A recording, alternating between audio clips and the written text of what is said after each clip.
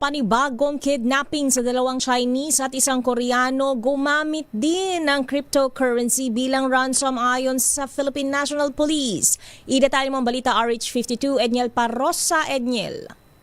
Lakay at Nistea, kinumpirma ng pambansang pulisya na sospek sa pagdukot ng tatlong dayuhan ang dalawang Chinese national na naaresto sa Bacoor, Cavite kamakailan.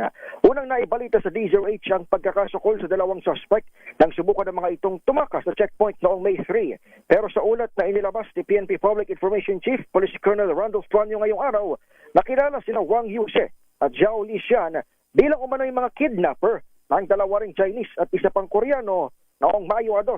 Nangyaring insidente sa Nasugbu, Batangas kung saan 7 kalalakihan ang di umano'y dumukot sa mga biktima.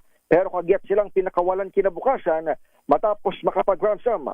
Sa iwalay na interview sa Camp Crame, sinabi ni PNP spokesperson, Police Brigadier General Jean Fajardo na 200,000 USD o cryptocurrency ang hirit ng mga suspect. Kasalukuyan na umanong tinitrace ng Anti-Cybercrime Group o ACG ang dinaanan ng digital money, maging kung gaano kalaki nga ba ang naibigay ng pamilya ng mga banyaga na hindi dumaan sa pulisya sa pakikipagtransaksyon sa mga suspect. Bago ang nangyaring ito sa dalawang Chinese at isang Koreanong napakawalan din, nabatid na cryptocurrency rin ang ginamit na ransom sa pagdukot naman at pagpatay kay Anson Ke na idinaan pa sa casino junket operators na White Horse Club at 9 Dynasty.